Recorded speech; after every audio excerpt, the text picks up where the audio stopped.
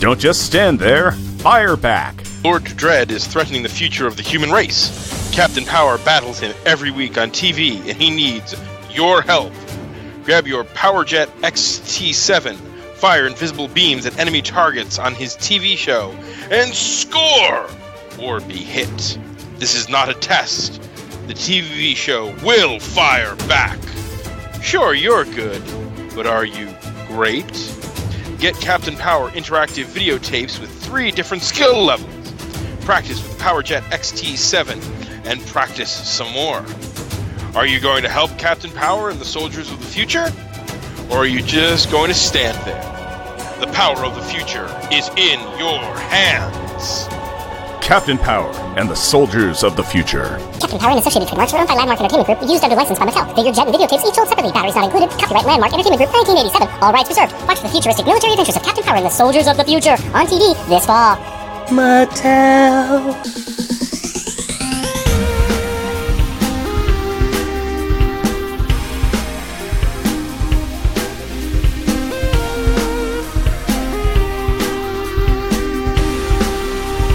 Welcome, dear listener, to our podcast. Jeff and Rick present Unpacking the Power of Power Pack, where we journey through each issue of the most underrated Marvel series of the 80s while drinking beer. analyzing awesome and amazing adolescent adventures and absorbing alcohol. I am Jeff. And I am Rick. And I am Matt. A random banter to some, a nightmare to others.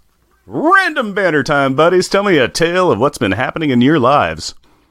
No, that is just too small of a thing. I don't know what that's from. Matt, do you have an idea where that random banter came from? I am not sure. Okay, I will give you a hint. Shiny, reflective plastic plate mail armor. Oh, it's got to be Excalibur then. Yes. Yes, it is. Oh, I had to watch that movie for a class in college. I always think of that movie with one of my friends, Mario, and he used to love that movie. He loved it to death. And he remembers that one of his friends got the ultra clean Laserdisc copy. Yeah. And he was so happy. And he sat down with one of his friends, and they put it on, and they're watching. Wow, this is so awesome. Wow, this is so clean. And as they're watching it, his friend leans over and goes, man, this is pretty clean. If you look in that guy's armor, you can see the cameraman. Yes, you can. At which point, the movie was ruined for Mario. Oh. This is Matt Lazorwitz from WMQ Comics Podcast. That was my version of your jingle. How'd I do? You did great. Thank you. Yeah, you did great there, buddy. Good job, pal. Aw, shucks. Yeah. Good job there, little fella. Besides the WMQA podcast, you also have the WMQ website. Tell us about those things. Tell our fans about what you do. Well, WMQ Comics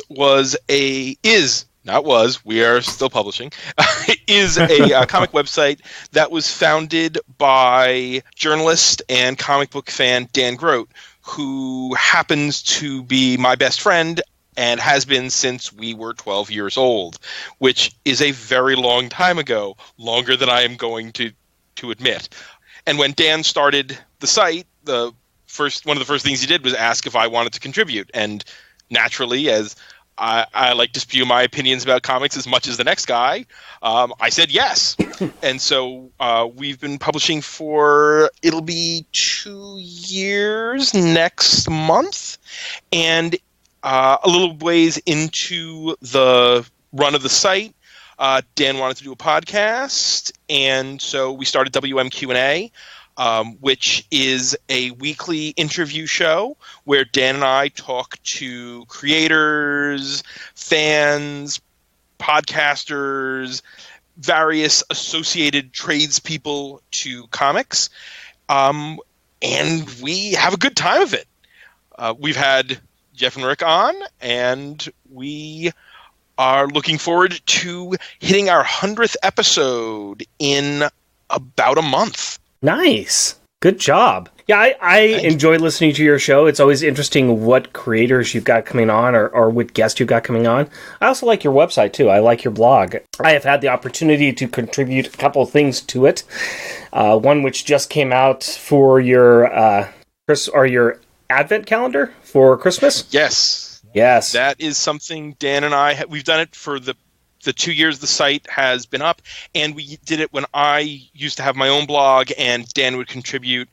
There we would do different themes, but for WMQ we do 24, as all Advent calendars are, of the best comics of the year. Last year, Dan and I wrote the majority of them, but this year we actually have a lot of great contributors. Rick, you are one of them. We have upcoming pieces from Chris and Christy Edelman of Chris's on Infinite Earths, our various regular contributors to the site, Will Nevin, and some of the others will be joining us for different entries. Today's entry was Faithless, yes, a Boom Studios title by a new contributor to our site, Reese Guida. Yesterday was my first entry of the Advent calendar, which was Ed Brubaker and Sean Phillips' Criminal. Right. Dan and I realized that Day 3 seems to be the Brubaker and Phillips slot, as last year I also wrote Day 3, and it was Brubaker and Phillips, My Heroes Have Always Been Junkies. And if things continue apace, their just announced OGN Pulp will probably be next year's Day 3, because it's Brubaker and Phillips, and I love everything they do. Well, I will try to push something new from Mark Russell next year, because I think that's going to be my jam, is how much can I tell the world about Mark Russell that they don't already know. But I should also mention, too, that by the time this comes out, all of our listeners can go back and they can read all of the Advent calendar as it was, because I think this is going to be coming out sometime after December. But still, it's nice that you're here, and I wish we could do more plugging for it ahead of time, but for next year, they will know. We can tweet it. Yes, we'll tweet. I've been tweeting a lot about mine, too. Yeah, so. well, I saw. Yeah. And thank you for that, for Red Sonja, which was your entry, and we appreciate that. Not a problem. I decided I'd be nice and leave, Second Coming for somebody else. I am planning on doing an Immortal Hulk one for you. I've just been busy with life in disgusting amounts. Fortunately, it's the beginning of December. Exactly. You got some time. Yeah, so I'm going to kick that out the next day or two. It's the beginning of December. There's nothing important coming up. No, there really is not. And I'm pretty sure Dan himself has claimed Second Coming. Good. So Excellent. It's coming up. Excellent. That all being said, I think we should go ahead and dive into this fantastic book that you requested to be on. I think request might be a soft term for it. I think it would be better to say you demanded to do this one. So before we can get to that, though, Jeff, can you please give us a 2-sentence replay of the last episode? A blackout envelops New York City, so a not-grounded Katie flies off to go and make sure her mom is okay, only to discover that Apocalypse and his 4 horsemen are out wreaking havoc on the populace of her fair hometown. The rest of the pack decide to throw off the bonds of groundedness and join up with Katie, Marvel Girl, and Cyclops to defeat Pestilence, and then protect the Statue of Liberty from being destroyed by the falling out of the sky giant ship of Apocalypse. Now that the Julie finally did a successful Julie hammer and knocked Pestilence off of her flying mount to fall to her death, whoops, 2-sentence replay is over, why don't you give me a beer and tell us what our Power Pack pick is? My pleasure, my friend. I forgot to check with you ahead of time to see if you were able to get the same beer as us. Were you? I, alas, was not, but I found something. All right, well, why don't you go ahead and go first? So what I have is a Paradox Pilsner from Paradox Brewery. Okay, all right. I think I see what you're laying down there. The story time on this beer is our award-winning Pilsner is a cross between a Czech and German-style lager. We use an old-world Pilsner malt to provide a bready background and a blend of noble hops, crisp and crushable. Very nice. And I think I see what you're doing there with the Paradox, because you've got we got a giant robot that is coming after somebody who could or will be a very powerful mutant, thus creating a paradox. Paradox. Indeed, you are correct, sir. Not a pair of geese, a paradox. I was trying to tie it into a Pilsner somehow. And, man, I just wasn't coming up with it. No. I'm like, maybe the oat bread that Jim Power was making had a beer in it. Maybe it was a beer bread. That could be. Yeah, so that's what I was trying to tie it into. Well, nope, you guys went for the paradox portion. Well, on my side, I decided to get something from the E9 Brewery from Tacoma, Washington. And this Let's see that. is Omega Man Indian Pale Ale. Man, that is the genericest of looking cans in the world, isn't it? It pretty much is. Yeah, that is a step. It's a lateral move from beer brand beer. Yeah, it's go ahead and describe this the silver bullet of a can. Yeah, it is a silver bullet of a can. It has a giant E9 on it, and then smaller letters, Omega Man, and smaller yet, India Pale Ale. On the back, it kind of has a Adobe kind of Ken doll flesh-colored little square or rectangle that says the exact same stuff, but with the notes on it and the alcohol volume. Story time on it is crafted in Tacoma, Washington. There are some notes on the other side. Yeah, there's the notes on that, but that's what you usually cover for. Oh, go ahead. Okay. Then real story time on this is notes. Double dry hopped IPA with a mix of Southern Hemisphere hops and fermented with our favorite British ale yeast. And this is a 6.7 alcohol by volume. And I was not able to find the IBUs, which is weird because it's an IPA. Yeah, that does not have that on that, does it? All right, weird. But Jeff, can you take a guess as to why I went with Omega Man? Because you love Charlton Heston. Bingo! Yeah. And Jim Power kind of looks like Charlton Heston sometimes. I was going to say, did you see the cameo by Charlton Heston in here? Yeah, maybe. I'm going to be honest, I didn't read this issue, so I'm going to just guess that Charlton Heston was a major player in it. It was when Franklin said, "Get your paws off me, you darn dirty robot." Or it was Jack when Alex had launched a Powerball and Jack's all, "You blew it up, you maniacs." It might have been that part. But again, like I said, I haven't read this, so I'm not going to be a real good contributor. No. I'm going to guess because Master Mold is going to be hunting Franklin, who grows up to be India Pale Ale Man. Yes. That Indian Pale Ale Man is also kind of known as an Omega Mutant. Oh, which is weird. Kind of, Franklin Richards is considered to be the Omega Mutant, if you will. Yep. So that's why I decided to go with this one. I thought it was a very nice slide. I think we both went with the Franklin Richards type theme on this one.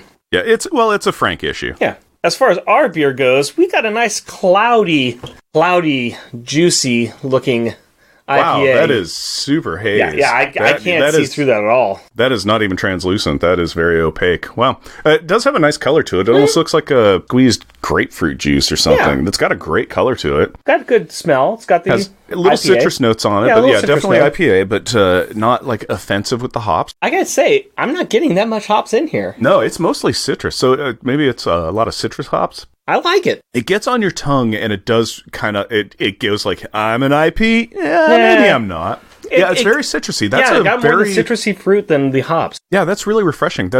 Honestly, that really kind of reminds me of like a hef with a little too much lemon in it. Yeah, I would go with that. No, I'm enjoying this one. Wow, that's a surpriser. When I saw that it was an IPA, I said, "Oh." Now I tasted it, I'm like, Not bad. Matt, what about you? What can you tell us a little bit about your paradox? This is, it's got a nice, ambery color to it. A little bit on the hazy side. I mean, I can't, holding it up to the light and looking through, I can't see much through it. I'm not a big beer drinker, so, a lot of the subtleties are probably lost on me. It's good taste, not much of an aftertaste to it. It goes down smooth. That's all you need to know. We're not very big beer drinkers ourselves. Contrary to the 46 plus other episodes that we've done, and all of our hobby drinking. No, and no, we don't drink. So, I think we should move on to the opening credits with that. Alrighty, let me take a sip and I'll get to that. Power Pack, issue number 36, April 1988, the 12th. Credits: drawn and written by Jon Bogdanove, inked by Hilary Barta, lettered by Joe Rosen. Colored by John Wellington. Edited by Carl Potts. Editor-in-Chief, Tom DeFalco. Nurturing and inspiration by Judy, Wheezy, and Walt. Featuring Power Pack, Alex Power, a.k.a. Destroyer, oldest Power sibling.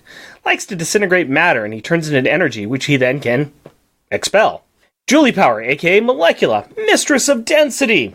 The second oldest Power sibling, and she likes to control her molecular density. Jack Power, a.k.a. Counterweight, second youngest power sibling, he likes to really be the Joker of the family. I mean, he really likes to increase or decrease the gravity of objects he touches and make fun of his family. Katie Power, aka Starstreak, youngest power sibling, likes to fly very, very fast while leaving rainbow trails behind her. And Franklin Richards, aka Tattletale, the most Omega mutant of all time. Guest starring the Power Parents, Jim and Maggie. They do not know their kids have powers, but they know their kids are friends with their Fantastic Four's kid, and that is okay. The Fantastic Four, Mr. Fantastic, a.k.a. Reed Richards. The Invisible Woman, a.k.a. Susan Storm Richards. The Thing, a.k.a. Ben Grimm. And the Human Torch, a.k.a. Johnny Storm. They are pretty fantastic. Okay, before we even get started, I wanted to let you guys know that I've really dived into some research and have developed some actual statistical numbers we can use for the show. I emailed you all the results, and I encourage you to use the data in the show, okay? Jeff, I really don't know. Are you citing Bob's Number Emporium and the Onion as sources? Guys, trust me, and trust these numbers. Now, this is another episode with Franklin, right? So I'm going to go out on a limb and guess that we're going to start out with a dream sequence. Why, Jeff, you cynical so-and-so, how dare you assume that this is how this comic is going to start? Why, I have half of mine, too. Oh, you know what, wait a second. I just, opened the cover and to the first page, and yeah, you know what, you're correct, you're right. How did you know? I mean, all joking aside, of course, you are correct, and thanks to some appropriate narration, we find out that the powerful little progeny is indeed present and pursued by a phantasm. Franklin is sprinting across a barren landscape, running away from a giant metallic hand. Matt, that's your cue. Guys, no offense here, but why do I have to do the Master Mold voice? There are a few reasons why. One is that your name starts with an M, so there's some good synergy going on there. Another is that doing voices is fun, and you get to claim Master Mold as your guy. Your voice choice is what all future voices of this character will be based on. And the final reason is that we said so. So get a voice in and make it good. Geez, you interview a few dozen premier comic creators and you begin to think you're too good for doing voices. I tell you. Okay, sorry. No escape for you, little boy. You're the 12th, and you have to die. Really, Frank? I know you're 4.5, but you're a child of the 80s. You must have seen Star Wars. Robots are either unusually formal or speak in beeps and boops. Or Austrian. But unless Reed and Sue left you under the obviously irresponsible babysitting care of Uncle Johnny, you probably haven't seen Terminator. Let's just go on a limb and say that they probably have, and that Johnny probably has. Anyways, Franklin is not very happy about this, and he's crying, and running, and tripping, and screaming, and being squished under the immense heel of the mechanical monolith. But then, he wakes up in bed, not squished, but buried under his pillow that is resting on top of him. The confusion of the prophetic dream is coupled with him waking up in his old bedroom in the headquarters of the Fantastic Four. At this time in FF history, Reed and Sue have taken a break from being a part of their world's greatest comic book team, and have moved to Stamford, Connecticut with Franklin to try their hand at being normal, whatever that is. As Frank starts to wander through the halls to his parents' room, he thinks about his upcoming sleepover at the Powers house, and ponders if this dream was one of his special dreams. He also wonders if he should inform his parents. Fortunately for us, the readers, he overhears his parents talking about if Franklin will really be safe spending the night with the Powers. Reed thinks that being with a nice, normal family like the Powers is probably safer than being around them, which is true. We actually have solid facts that children are 83% more likely to be endangered while being around the Fantastic Four. With, of course, 48% of that endangerment coming from members within that household. Jeff, according to this, the same research says that the Power Pack has a 100% child endangerment rate? Quiet, you! You're misrepresenting the data. It shows only a 97% child endangerment rate, which I admit still really isn't that good. Now, I'm no mathematician, but I have played one on TV, and I have to point out that your data shows a statistical error rate of plus or minus 50%.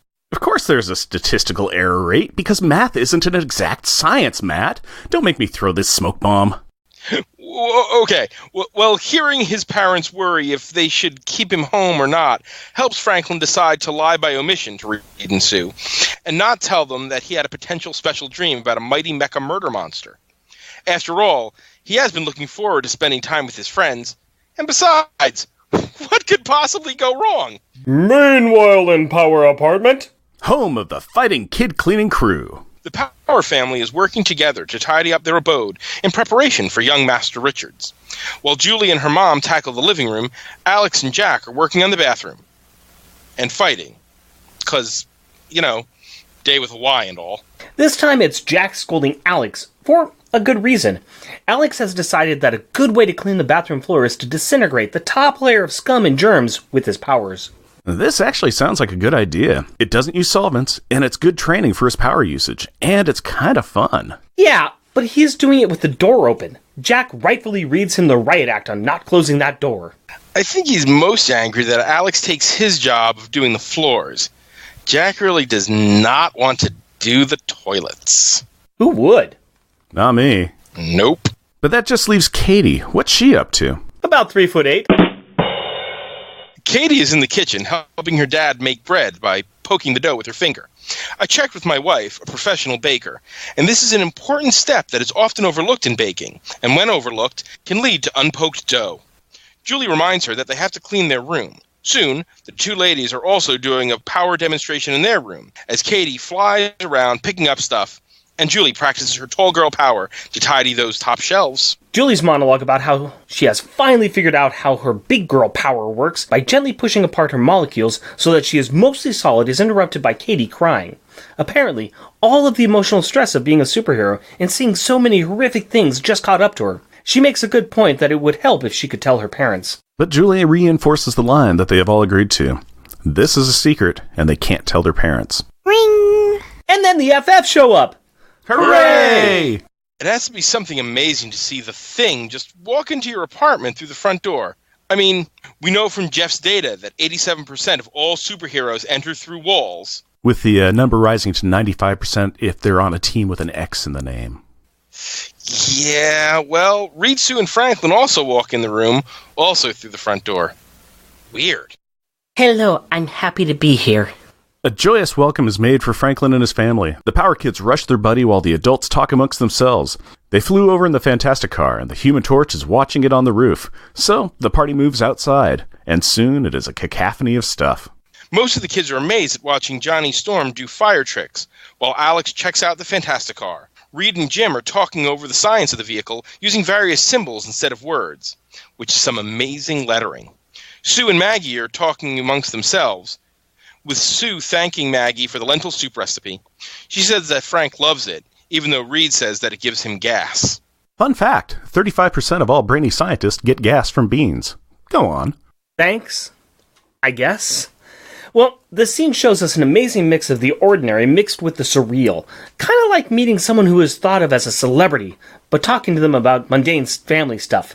Soon it is time for the FF to take off, and after mother and son exchange a quick "love you," the Fantastic Four fly forth from Frank. Frank gets a bit melancholy as his family leaves, but is soon laughing as the Power Kids tackle him, saying how much fun they're going to have together. Then we have another raucous scene as the Power family has dinner. This single panel shows everyone sitting around a table eating a variety of food, with word balloons surrounding the picture. Exactly 11.7% of these words are, Oh boy, my favorite! After dinner, we move to another crazy scene as a pillow fight breaks out, which is bound to happen in a room of 5 kids and fun-loving parents, I guess. There is so much in this one scene, we'll have to pick it up later. This transitions into family story time and then bedtime. But Franklin is already asleep and dreaming. What we see next is some dream exposition. We get a background storyline that recaps some history that will help the rest of the story, and it is all told from the viewpoint of Master Mold, a gigantic Sentinel robot that was built to hunt down mutants. Unlike other Sentinels, this was designed to hunt and kill the most powerful mutants, and it was patterned after the brain patterns of Stephen Lang, a mutant hater and creator of the X-Sentinels. Master Mold has not been doing a really good job. It was first beaten and nearly destroyed by the Incredible Hulk. During its reconstruction, it glitched and focused on its prime mission, to destroy the 12. Question, guys. I'm not a football fan or anything, but what does it have against the Seahawks? Well, on October 4th of 1987, the Seahawks beat the Dolphins, and Master Mold was doing its rebuilding in the ocean, so, maybe that's why? Actually, I got this one, guys. The 12 are a dozen mutants who will one day rise up and lead mutant kind in the war with Homo sapiens. I guess in today's world, that 12 would be the Quiet Council of Krakoa, right? Well, one of the 12 was ID'd as Cyclops, so yeah? Speaking of Scott Summers, he and the overbuilt droid had a recent encounter in Alaska, and Cyclops dropped a big old whooping on the robot and slagged him. But that did still not finish this Energizer Bunny. No siree. Some random construction worker cleaning up after the battle found a small panel that was beeping, and like a real schmuck, he steals this tech and takes it aboard a tanker ship. He starts to tinker with it, causing it to defend itself. This defense mechanism disintegrates the man and sinks the ship that they are on. The resourceful regenerating robot reconstructs with the reusable refuse and wreckage. Rebuilt and reset, the reconfigured relic restarts its records and rummages for a reference of its research. Master Mold's files are impressive, and even though it's pushing an 89% repair job, the oversized smartphone is now able to activate its precognitive iron sight programming, meaning it can project out and find the most powerful mutant and identify what he will be in the future. Which, I want to point out, can only really be done by about 7% of all robots. At least according to my extensive research, that is. What Master Mold finds out is that at this point in time, Franklin is underpowered, and that there is a 99.44% chance of a successful termination of this target. Target mutant identity confirmed. Future Codifax data. Tattletale. Ultiman. The 12th. Richards, Franklin B. And Frank wakes up from that nightmare. The next morning, after a family breakfast where Frank is not eating or saying, "Oh boy, my favorite," the kids are making their plans for the day, including where they will meet their parents at the museum. Which is where and when, Jack? 4 o'clock under the whale. Speaking of Jack, he is disappointed to see that they are really going to the park like they told their parents, and not superheroing around. But Alex explains that they need to cool it and do some normal things. What's with this normal stuff? Especially since they were recently grounded after almost being caught superheroing. Well, according to Jeff's data, normal kids only do normal things 4% of the time. The data actually states 3.8%, but, we don't need to be pedantic about it. Okay, well... Okay, but keep in mind, it's 3.8%. Okay, go ahead. Yeah. Frank takes this normal time moment to fill in the Power Kids about his not normal dreams. And it is a good thing that he did, because at the near exact moment that his tale is finished in the telling, Master Mold emerges from the depths of the Hudson, squelching and screaming, "Franklin, wherever, whenever you are, Master Mold is gonna get you, no matter how far. You're a mutant, one of the 12, little towhead. Master Mold wants you for dead." Jeff, Master Mold didn't sing anything. What he actually did was say, "Surrender to me the 12th mutants, or die." So, if we were to rank some of the best entrance lines, this would be up there. I mean, it's no skate or die, but it's better than, "Hey, good looking, what's cooking?" I don't know, I'm still really partial to, "It's clobbering time," or "Here's Johnny." I mean, it's no face it, tiger, you hit the jackpot, but pretty good. I can see that. Sometimes the classics really sell the... I have come for the 12th mutants. Give him to me. Okay, geez, keep your metal shorts on, Buckethead. The kids react and costume on. Julie quickly directs Katie to fly Frank away and hide him. Unfortunately, Julie then gets caught in old Rusty Ironside's big iron mitts, lifting her high up into the air. You cannot defy me, mutants.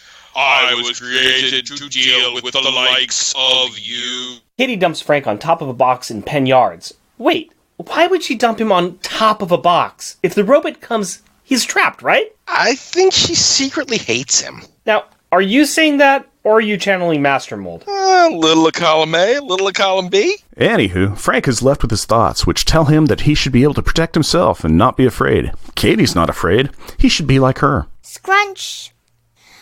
What was that noise? Just Master Mold crushing Julie Iron Maiden style in its vice-like fist. What? Don't worry, guys. Julie clouded up and just in time and escaped. Darn it. Seriously, I'm really beginning to regret assigning you the Master Mold voice. Alex attempts to blast the not-friendly Iron Giant, but Jack pulls him out of the way just before Double M unloads an iron rain of finger missiles at the boy. While Alex is kind of grateful for the save, he's also really miffed at this setback, bemoaning his uselessness and Jack's mastery of his old power set. Jack goes to deliver another gravity-based iron justice to this walking trash can, and to also deliver a side dish of trash talk. Okay, you big Transformer reject, get ready to take a dive! Oomph! What do you transform into anyway? A giant mechanical tub of lard? Well, he tries. Grabbing Robbie the Robot's left foot, Mr. Counterweight tries to DG the big monster, but he did not count on it being a big monster who has a mess of inertia behind him, and instead is unceremoniously booted like an empty can. Punt.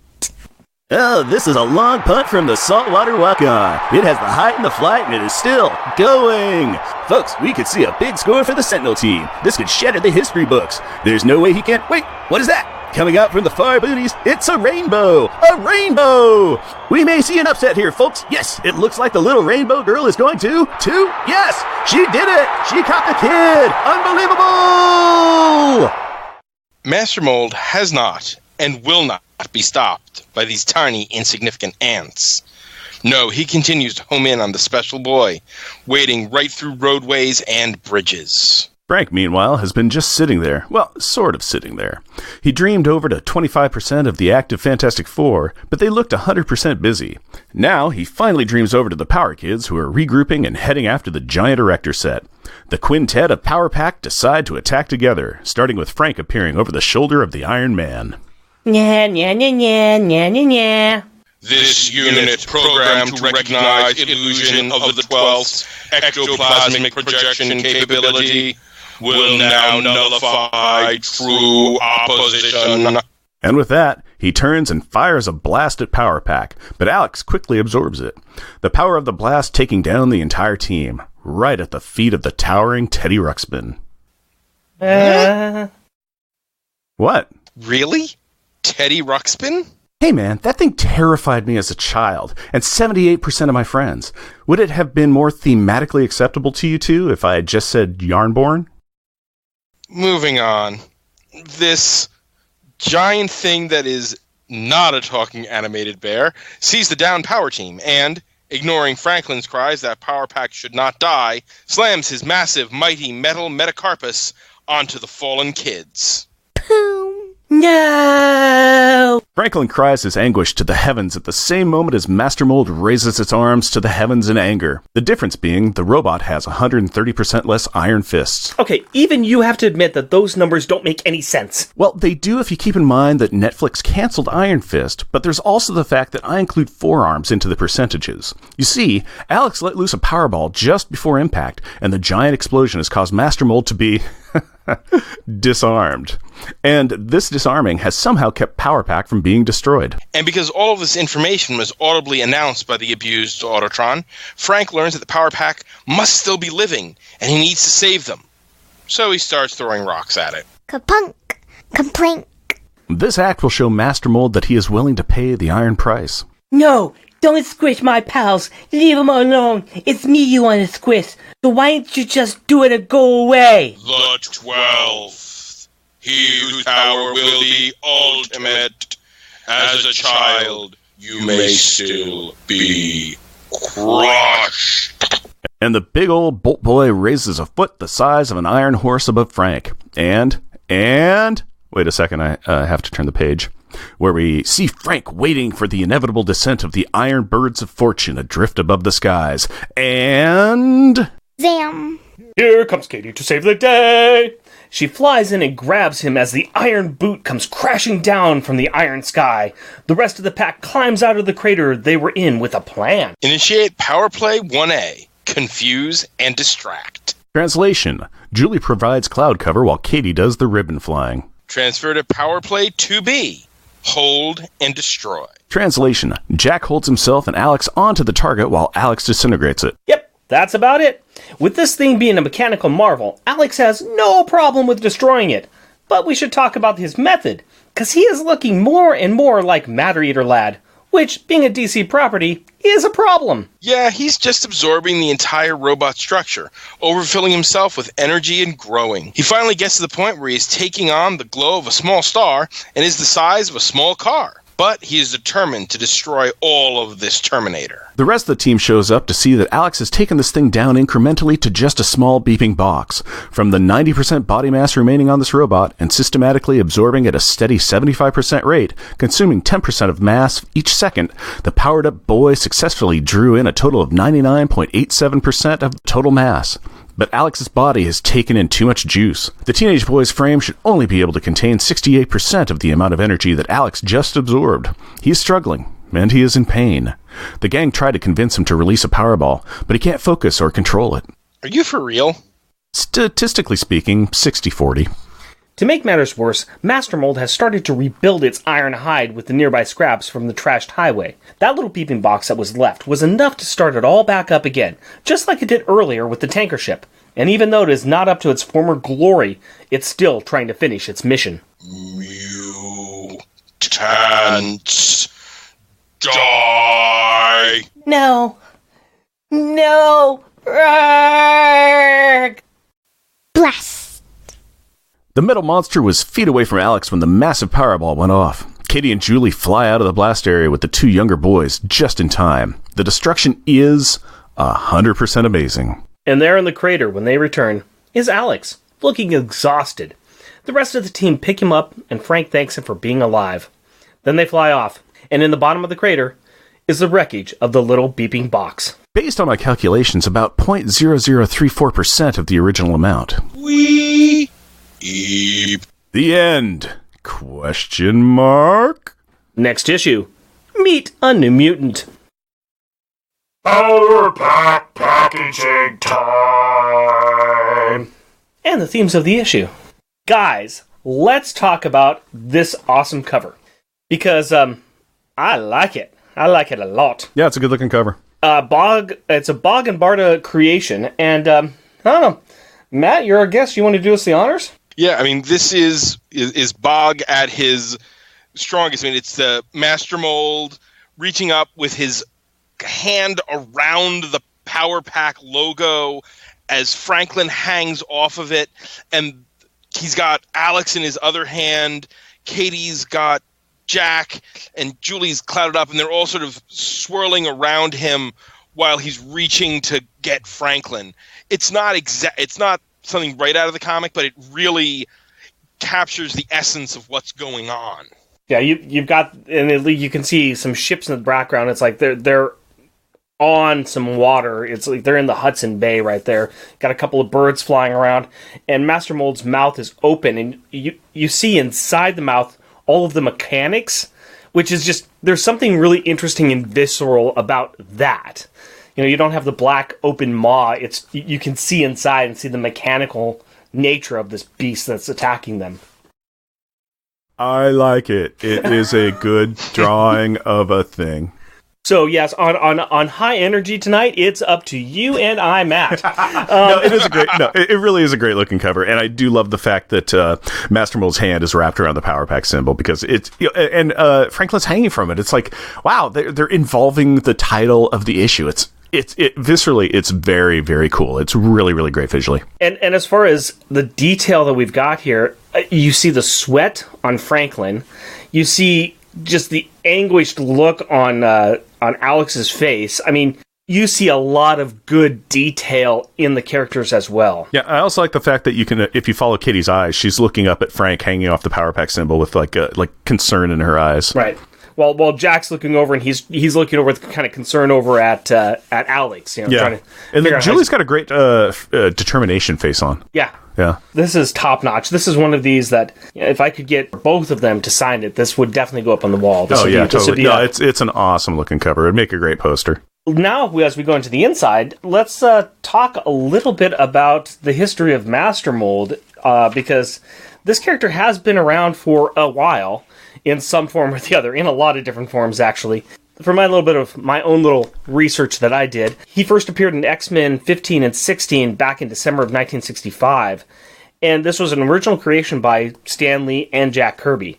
So he's appeared in The Incredible Hulk, he's appeared in X-Factor, in this Power Pack, and then after this issue, he's appeared in more issues of like Marvel Comics Presents, Uncanny X-Men, even the Sensational She-Hulk, and all the way up to Cyclops Retribution in 1994.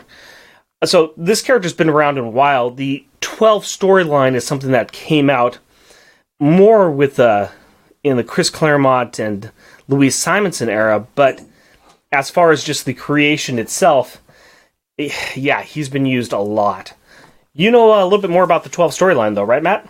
Oh, I do. Yeah, I mean, I picked this particular issue because the 12 was a big thing in the early 90s when I was just starting to get into the X-books.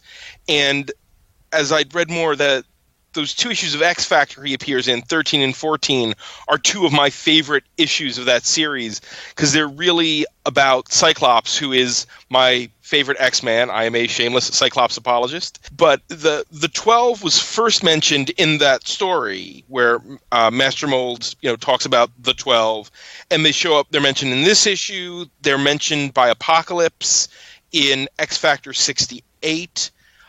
And it's this whole thing where they're supposed to be these mutants who are going to lead mutant kind into this new golden age.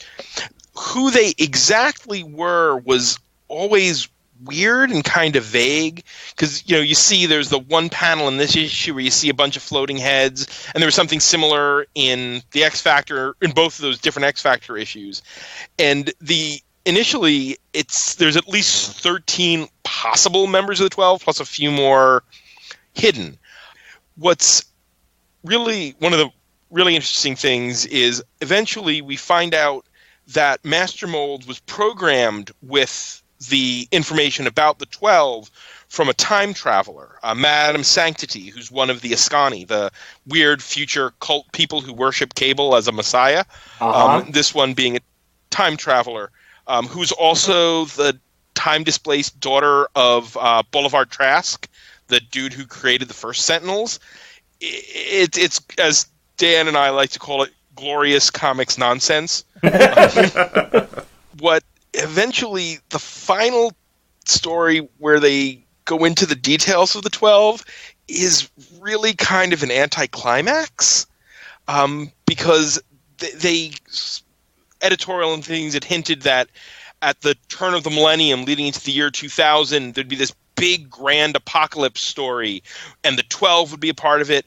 And unfortunately, the creators who they had heralded as taking over the X-books after the long-running teams of Scott Lobdell, writers of Scott Lobdell and Fabian Nicieza left, who were Joe Kelly and Steve Siegel, sort of had a falling out with editorial, so they were let go. And Alan Davis, who is a really great artist and a solid writer, I mean, his Excalibur, where he wrote and right, is really good, yeah, was kind of given this thankless task of tying up everything.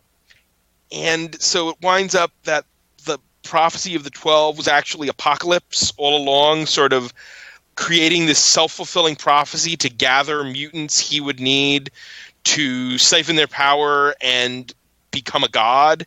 And Franklin wasn't even one of the 12 in the end. And it's sort of one of those legendary stories with a lot of potential that didn't really pan out. I know when I was talking to Jay and Miles, when I was doing an interview with them, they said that they were really looking forward to getting to the 12 in the somewhat distant future, because it is just one of those what could have been sort of moments in X Comics. Yeah, and I remember reading this issue as a kid and the X Factor issue, because they were my jam. They were what I was collecting back then. And these came out just before I actually started my collection, but they were very quickly pulled in as through back issues. And I was always fascinated by what was going to happen with these 12. It was one of those storylines that I liked. I was always fascinated about, who were these Omega level mutants and who were these mutants that were going to lead and bring them all in. And I think that's where my own fascination with Cyclops came from as well. And, I was pretty familiar with Franklin too. No, it's always fascinating just to see, these great storylines and these great story plots that, people like Louise Simonson and Chris Claremont and Alan Davis and all these people, that they would see these great storylines in, especially Chris Claremont. He was known for it. He'd drop these things in there and eventually get back to them and do something with them.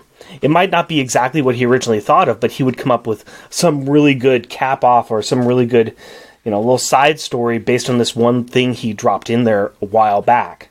And it's always sad to me that this is something that got dropped and got left. Although, you could squint your eyes a little bit and say retcons abound, and say that Hickman, has kind of used a little bit of this maybe for his Council of 12. Hickman he's pulling from everything. Sure. So who knows what might come up in, the next few issues of X-Men.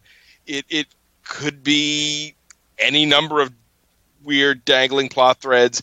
And there is that upcoming X-Men FF mini that will deal with the X-Men looking to get Franklin to Krakoa. So you'll be the only mutant the last mutant who hasn't come to Krakoa. Something like that is the tagline, which, yay! All right, let's talk about some other things besides the 12, because this book has a lot of cool stuff in it. First of all, how cool was it to see Reed and James talk science? It's super cool, honestly, because you never get to see James do that, really, with his family or anything. And he's very much a family man, as opposed to Reed, he talks science all the time, and just getting him to the table to have dinner, that's one. Yeah. It's funny how they are kind of opposite sides of the science coin. Yeah. Where one is a loving family man and a decent scientist, a renowned scientist, but not like... Yeah, he's not out changing, well, except for the first issue where he might have blown up the world. He's known, he's respected in the community, but he's not on anybody's like top charts kind of thing, where it's like, who's the best scientist? Nobody's ever like, I don't know, there's Reed Richards, but I'm a Jim Power fan, kind of thing. Yeah. And then, and like you were saying, Reed, who is forefront and foremost a scientist who apparently also has a family from time to time. When it's plot convenient. Yeah, when it's plot convenient, that oftentimes he's just distracted with him. Even in this issue, it's great. There's a scene, where they're getting ready to fly off in the Fantastic Car, and like Sue's saying goodbye to Franklin, and in the background is Reed looking at his watch. Time to go, honey. Yeah, he's just like, he's like, look, I gave you time to say goodbye. He knows we're coming back. Come on, he knows us. Let's go. So, you look at Reed and Jim next to each other, and just even the way their body language and their clothes. Jim is in he's in a button-up shirt, but it's kind of unbuttoned and the sleeves are rolled up, and he looks casual. And Reed is there in his suit and tie, looking all formal. Yep. It's really telling of who these guys are. Yep. But I also just love them looking at the Fantastic Car like they're, two guys holding beers looking at the engine of a truck. Yeah, they are checking out the family sedan. That's what they're doing, Yeah. And the lettering with the little like almost circuit boardy dialogue bits in there. Yeah, it's like really they typed neat. Yeah, it is. It's like they typed in wingding, except like a scientific wingding. Yeah. Yeah, that is really cool. That is. And the fact that Reed and Jim can talk the same language. Yeah. They are talking a foreign language. They are talking Latin to each other, for all intents and purposes. This brings us into like the three panels where there's the cacophony of voices. The first one where they're looking at the Fantastic Car, you see where most of the people are talking, but there's this feeling and sense you get that there's a lot of people, they're all talking about their own things, and it's the regular din of a family like the Powers, combined with Franklin and his family, and that includes the Thing and Uncle Johnny, and they're just going to get, it's all more and more and more. You go from that one into the next one, which is... Well, to stick on that one real quick, I love the fact that, it's like a lot of it's like, it's a group of people and they're all friends or family and everything, but it's these little separate conversations where, this is being talked about here, but being completely ignored by this group who's talking about this, and then there's a third group over here talking about this as well. Yeah. And then, there's, Ben Grimm in the background just going, old kids love Torch Ed. I don't have any kids climbing on me. Yay. Yeah, this is kind of nice. I'm not a fan of the children, but I gotta fake it for Sue and Stretcho. But so kind of glad to just be standing over here. Kind of nobody's talking baseball to me. That's too bad. But eventually we'll leave.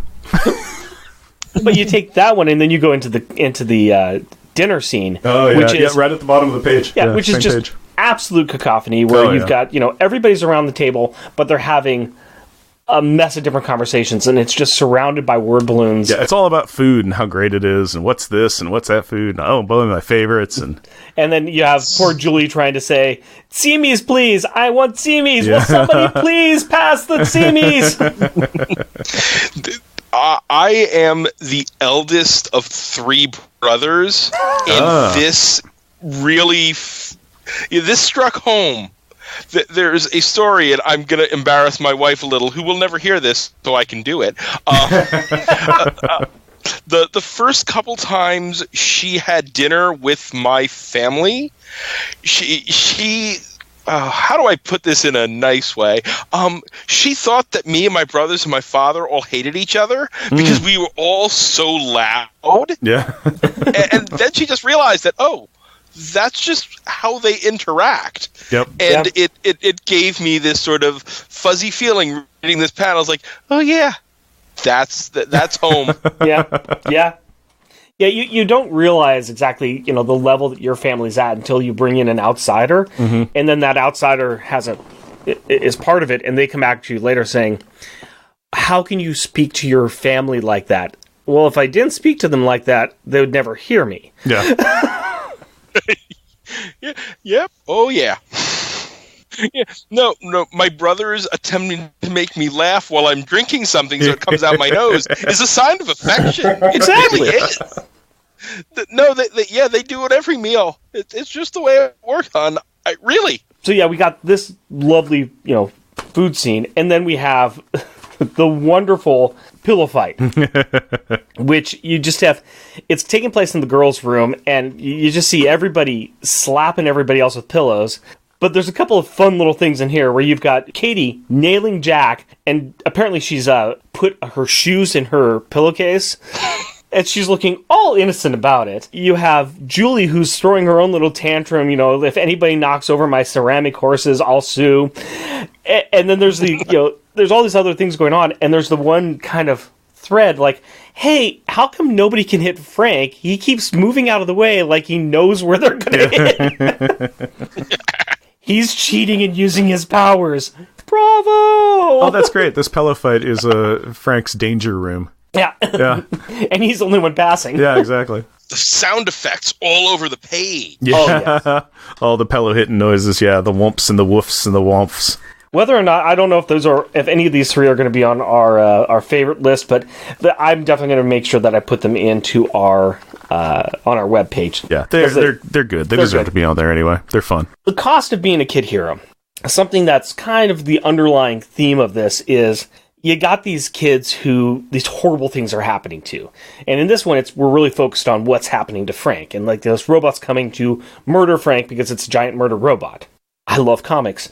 But you also have Katie breaking down because just middle of the day, she's really happy about stuff, but all of a sudden it hits Katie as a young kid. She's dealing with, hey, we've seen horrible things. And every now and again, I just have to cry. Yeah.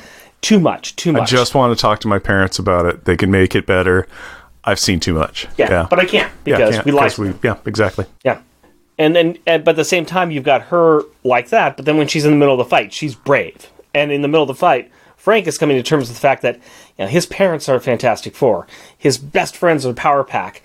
He's scared, but he's trying to act brave like everybody else. Yeah. He's like, if Katie can be brave, I should be brave too. Right. Yeah. No, I think the cost of being a superhero on a child, I think it'd be on anybody would be pretty devastating, but especially a child. Right. I'm a Batman fan, so that's sort of, every day in the comics I read on a regular basis. Why? Did something happen to Batman when he was a kid? Yeah. I've never... this Batman you speak of, tell me more. Yeah. Is he a new character? He's kind of obscure. Very few people have heard of him, but I think he's going to get big. He's going to get big. All right. Him and his myriad, and his child army. Let's not forget the child army that follows him around. Oh, None of them have been traumatized by that. Oh, okay, is this kind of like, is Batman like kind of like an African warlord kind of character or something? I'm just thinking of a child army. That's, wow, okay, I guess that's taking a modern take on... I think this is a whole new pitch that you could probably put together and throw to DC. We found a new Batman story. I'm pretty sure that Warren Ellis or Garth Ennis had to have pitched that at some point or another. Oh, frightening. Oh, boy. Yes, a little bit. Speaking of horrific things that happen to children, I'm going to go ahead and use that as a way to transition into talking about my library card for this issue. That was a slick transition. I think that was a very good transition. Yeah. That was a good one. Thank you.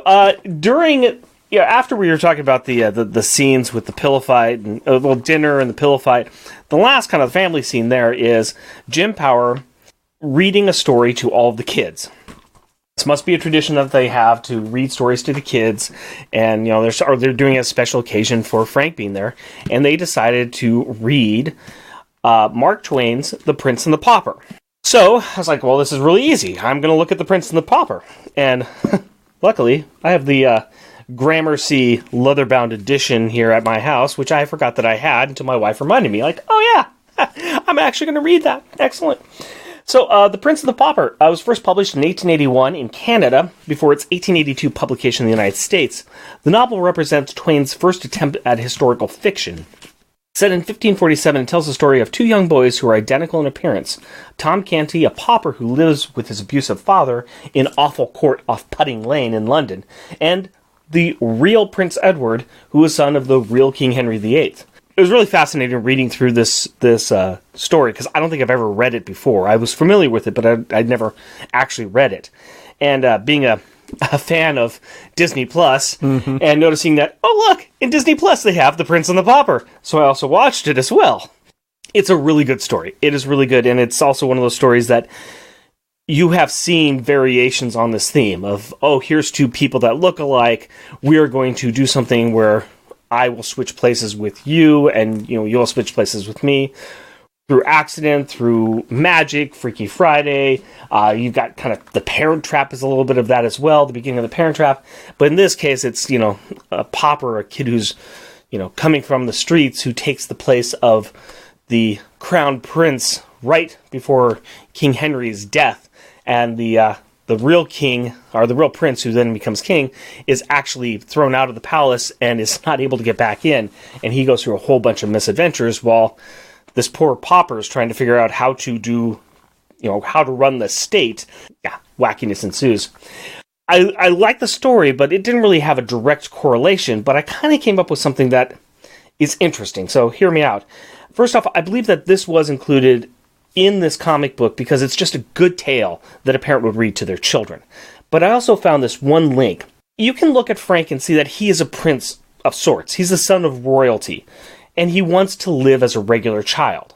In this story, his parents do know where their son is. They have taken their son to a normal family just because, and they trust this normal family because this is a safe place. It's what they consider to be safe. Master Mold is, of course, not fooled by this clever deception. He sees deeper than the clothing that's being worn by the man, whereas in the book, part of the reason why the prince is not recognized as the prince is because he's in the pauper's clothing. That's something that Frank can't get away from Master Mold. Master Mold knows exactly who he is. That is kind of part of it, is that, what really makes this, the kid, is it the power that he has, or is it the clothes he wears? Because Franklin can pass as a normal child. It's kind of a little interesting on that. But additionally, you also have the Power Children who come from normal parents. They're not exactly paupers, mind you, but they're always striving to be royal or be superheroes. So it's kind of interesting juxtaposition I kind of came with. And just as I was reading that, I thought that was kind of an interesting way of looking at these two stories. But to answer Katie's question that she has of when do they find out that Tom Canty isn't really the Prince of Wales, spoiler alert, that comes after the real king crashes the coronation in the second to the final chapter. One thing I was disappointed about with reading the story, though, is that there wasn't really any science. So, I gotta come to you, Jeff. Jeff, give me some science, man. In this issue, we saw Master Mold sink a tanker ship and convert it into a new giant mechanical body for itself. Well, this got me thinking, how do ships float? The answer to this is buoyancy. Buoyancy, also known as upthrust, is an upward force exerted by a fluid that opposes the weight of an immersed object. In a column of fluid, pressure increases with depth as a result of the weight of the overlying fluid. Thus, the pressure at the bottom of the column of the fluid is greater than at the top of the column. In case you couldn't follow that, this is a fancy way of saying it is the ability to float.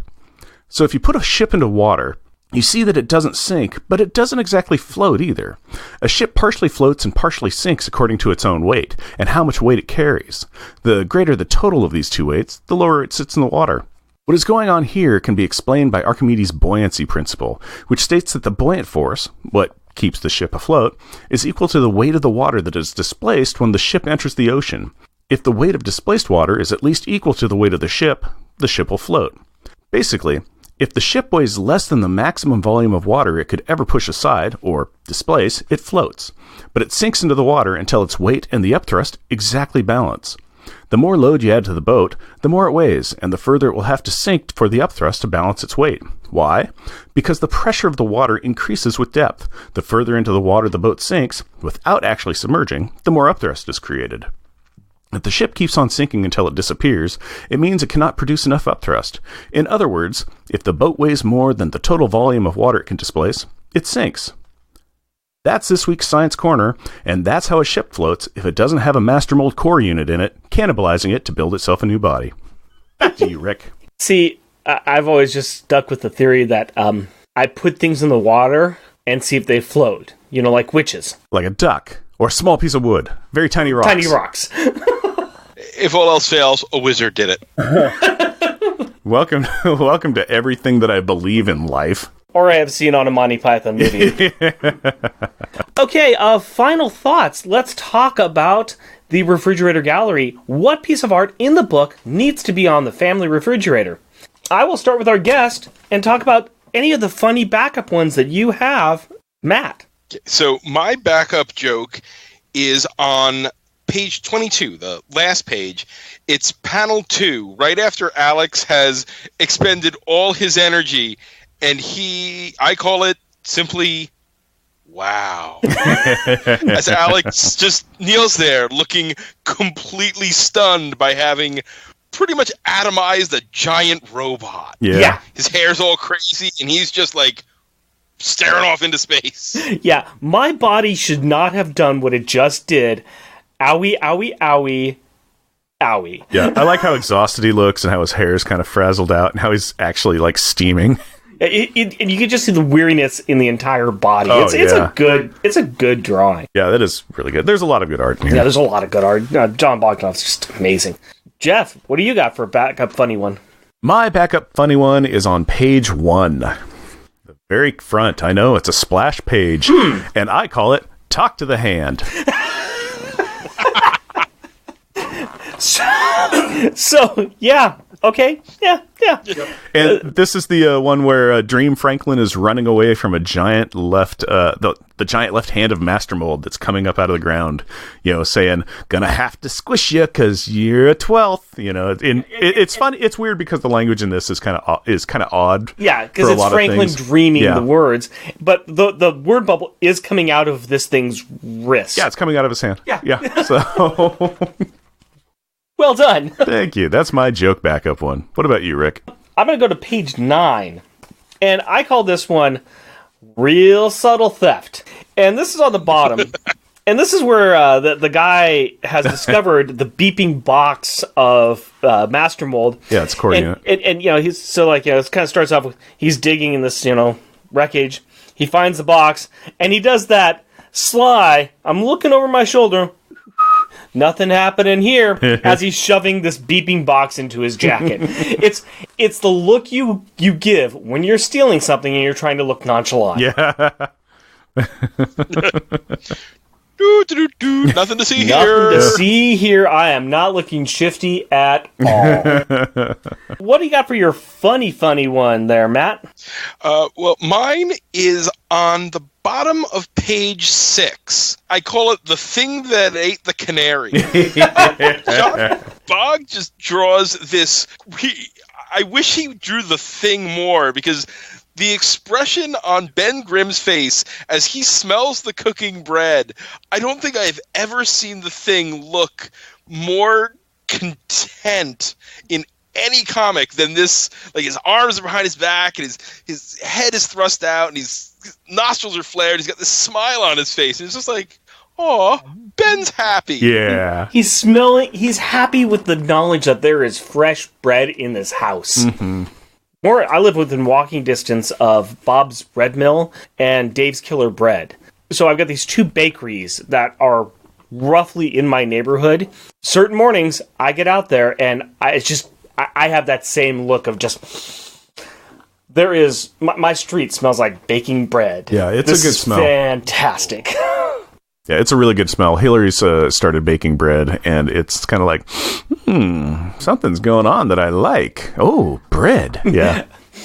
I smell me getting fat. Yeah. How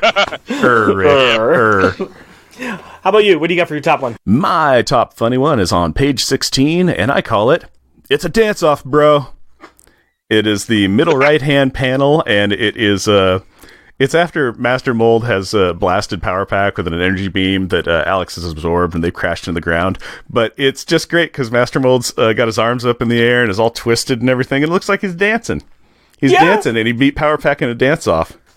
He's in the midst of his dance, and it looks like Power Pack has failed because they have all fallen to the ground. Exactly. His dance Let foo the bodies hit the floor. Let the bodies hit the floor. Let the bodies hit the floor. Yep. Let the pack hit the floor. Let the pack hit the floor. Let the pack hit the... All right. But yeah, I just thought that it just cracked me up because he's just twisting and juking and jiving. He looks great. I am going to go ahead and choose for my top funny one on page 12. So what we got here is we got Master Mold coming out of the harbor, and he has ended up on a dock. And so, like, as he's attacking the dock, there is these set of 6 people at the bottom. I'm just asking, who the heck are these people? I know. I actually even... Because they kind of make a point of this being the 79th Street boat basin. Yeah. And I'm like, this has got to be a reference to something. Because they seem all kind of like characters. And a couple of them seem the very very far characterized. right-hand one has a face of nightmares that has haunted me for 31 years. Yes! Because she just has... It's not a human's face kind of thing. It seems like it has to be off of some comic strip or something cartoon, I don't know. or something. Like, this is like some sort of like, popular thing. It's like, oh, I loved the Boat Livers show from the 50s, kind of thing. I think the guy looks kind of like there's a Popeye sort of vibe there. Sort of a very old Popeye, but yeah, it's and without the forearms. Yeah, and so like you've got like this family.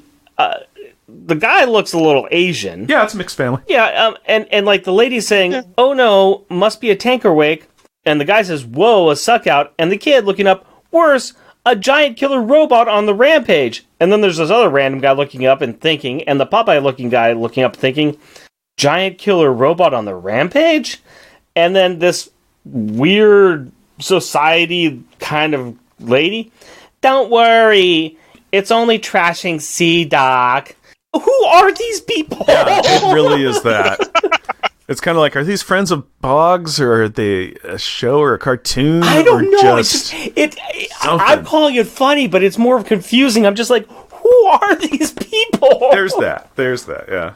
So, yeah, okay, let's move on to what we consider the best art in here.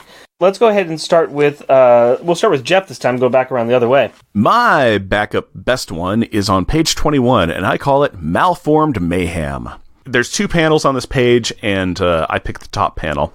It is the recently reformed Master Mold in his very kind of, just messed up morphed wrong. He's robot-ish. Yeah, he's just used the construction equipment around the site. Yeah, it's the construction equipment and broken up highway. Right. He hasn't bothered to reform it yet, so it's these parts. Yeah, so he's only about 9 feet tall at this stage or something. But yeah, it's got like a scoop arm, and he's just really creepy looking. And this is when Alex has absorbed his previous robot body entirely, and he's just bloated with energy. So he's malformed as well. So it's two malformed characters getting ready to go at it. It's just it looks really cool. I enjoy the way that this looks. Yes.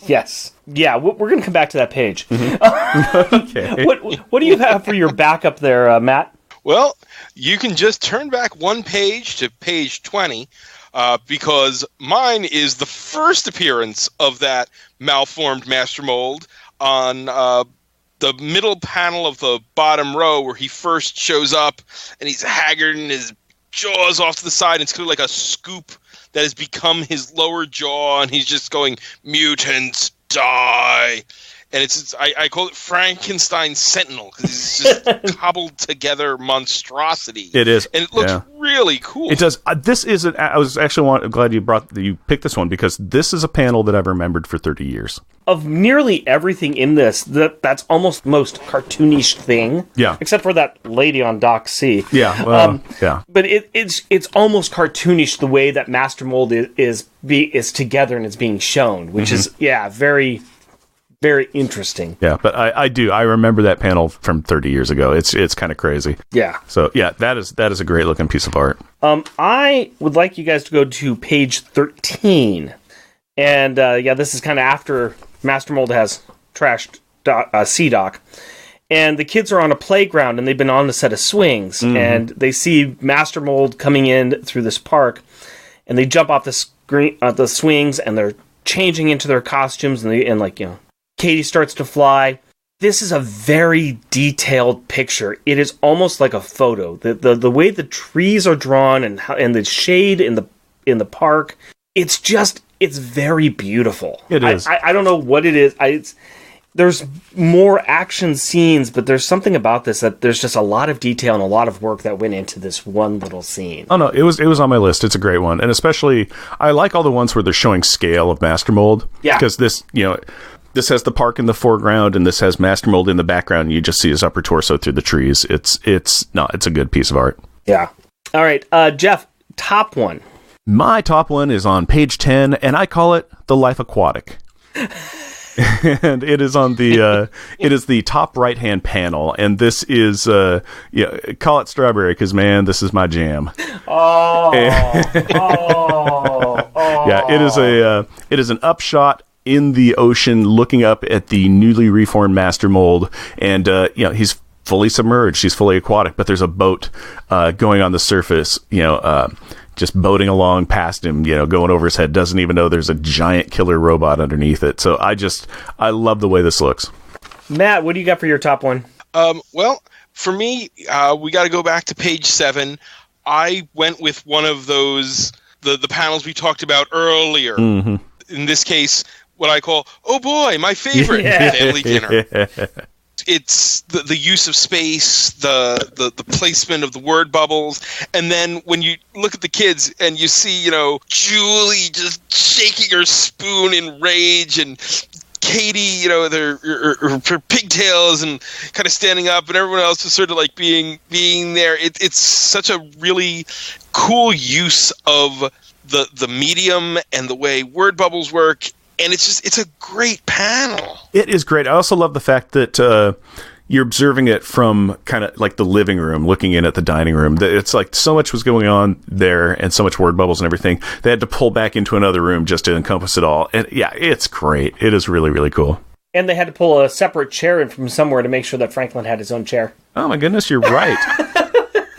Wow, yeah. Oh, you know what? Yeah. We have a tradition in this comic book, in this podcast, of making sure that we count our chairs at the table. Yeah, there's that. Here's the great thing on that is he has the only off-looking chair. Everybody else has, because they have exactly enough chairs for their family. Yeah. They had to bring in a spare chair for company. It was just like, it's in Dad's room. Go get it. Yep. I mean, it's a New York apartment. You don't have that much space. They do.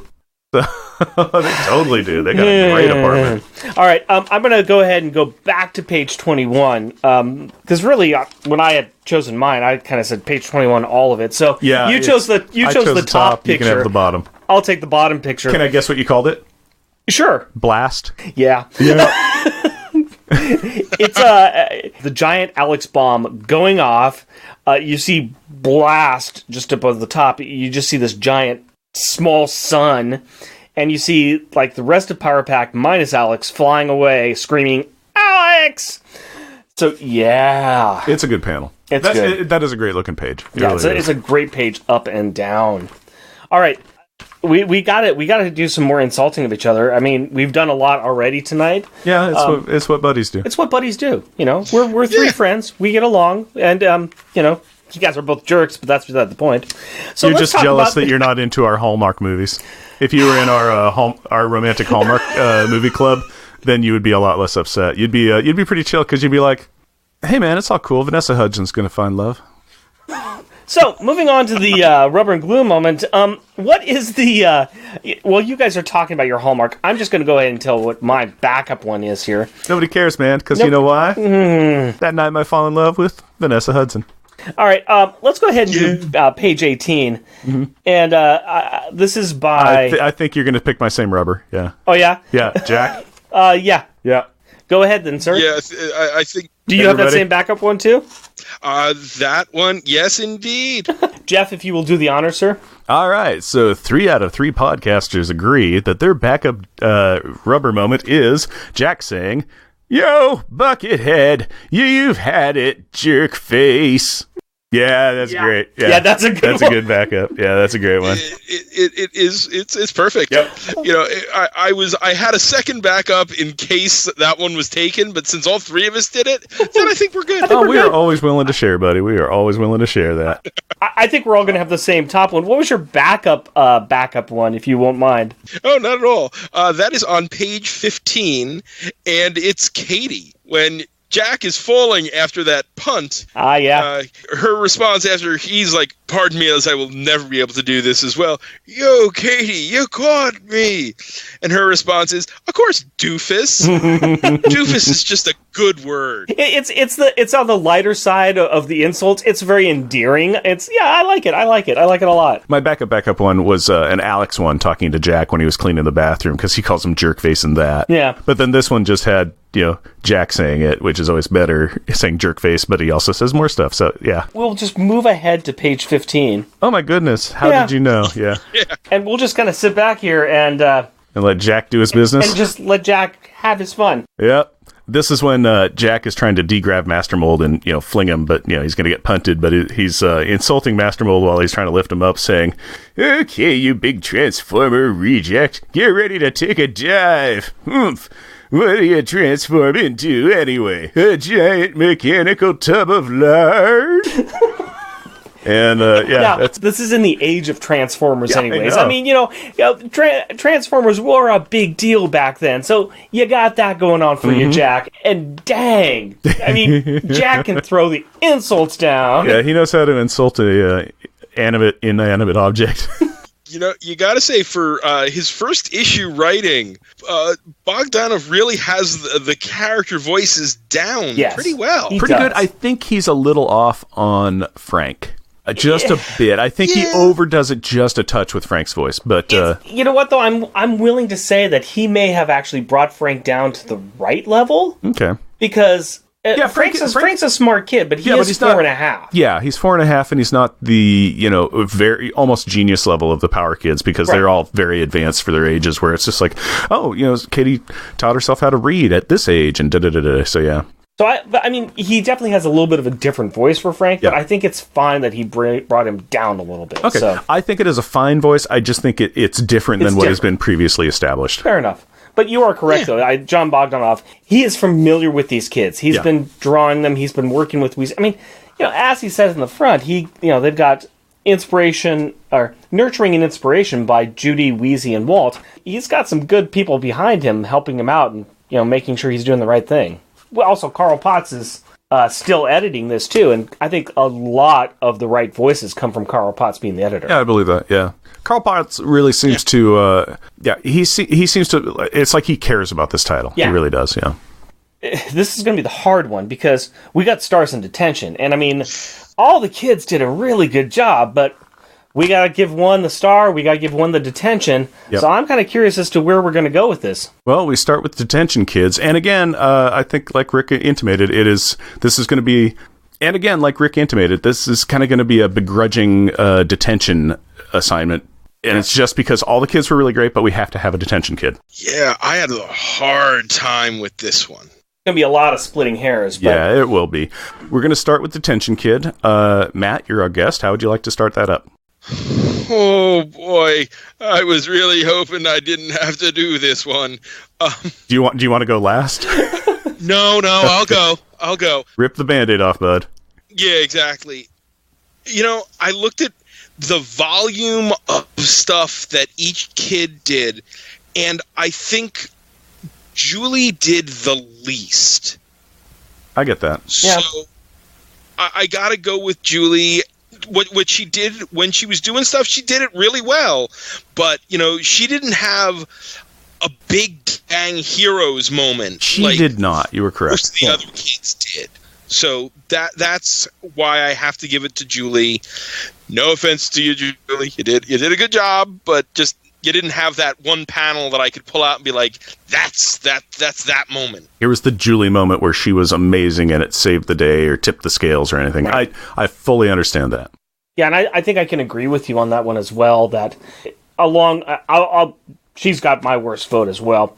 Along with that, I think I'm willing to also give her some negative points for during the dinner scene and during the pillow fight scene. She was the one that was complaining the most. Yeah, she had her arms up in the air. Yeah, she's like, I want my sashimis. Okay, settle down, Julie. Nobody better break my horses. Settle down, Julie. We're having a good time. Just chill pill. So yeah, I'll back you up on that one. I will also throw my dime against her, I guess. Okay, I cannot fault either of you for your choice of Julie. Mm-hmm. My choice is Alex. Okay. And it's because he once again was bemoaning the fact that, it's like, Jack is doing stuff with my old power set that I never even thought to do. Woe is me, I can't even blow up a robot.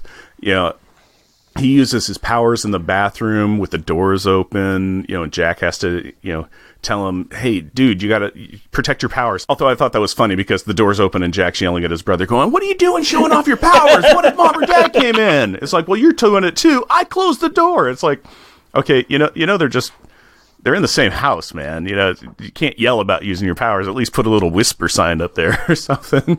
And the fact, too, that Alex wanted to prove himself so hard that when he was absorbing Master Mold's original form, he wasn't, off charging. Right. He was just like, gotta get it all at once. It's like, you don't really have to. You could just go eat, purge, eat, binge, whatever. Yeah, the only reason he would have done that is if there was a part of this book that had to get cut for space. Mm-hmm. If they had tried it once before and they saw Master Mold rebuilding himself, and they're like, super fast. We have to do this in one go. Okay. Maybe then we could have gotten there. But I kind of gave Alex the off on this because it was very impressive how he finally got rid of it, and that solved a lot for me. Okay, but I see do where get you're going. that. I just again, it's that. Yeah. I know, like you guys were kind of picking Julie. It's like she didn't get that hero's moment. I get that. So, but that puts it in neutral, and I'm kind of taking the pluses and the negatives of action. So I'm kind of like, Alex had more negatives than anybody else. So, again, begrudging, all the kids were great. Yeah. All right. You had to do the tough job of who the worst one was. We'll let you say who your favorite one is. Mm-hmm. Okay, so for this one, part of me wanted to, give it to Alex because I have a soft spot for Alex. Why? He's the Cyclops of the group. No, he's not. Because I didn't read Power Pack as a kid. So when I came to these characters, one of my first real exposures was Alex in the Future Foundation. Okay. And not the current incarnation, when he first joined during the Hickman stuff. So I was like, oh, this is a character I know coming in when I started reading these. So I've got a soft spot for him. But honestly, this is Frank's issue. Yeah. I mean, he winds up, having the moment where he stands up to the Master Mold to protect his friends, even though he knows it might get him squished, and he's willing to sacrifice himself for his friends. And yeah, I mean, he probably should have told his parents that he was having a prophetic dream about giant robots. Why start now? Yeah. He's a little kid. He was going to lose out on, let's face it, it's the family he wants to be with. Yeah, so I gotta give this one to Franklin. Mm-hmm. Yeah. No, good choice. Good choice. How about you, Rick? I'm following you once again. I just was going to say that it took a lot of guts for him to do what he did at the end. I mean, he's like, okay, this thing knows that I've got this power, so my power that I've got, it can't work against him. I got to do something to save my friends, so I'm going to throw rocks at it. I got nothing else I can do, but I'm going to distract it while my friends get out of the hole. Yep, I get that. No, again, Frank was an awesome choice. So my star pupil was Alex. Hang on a second.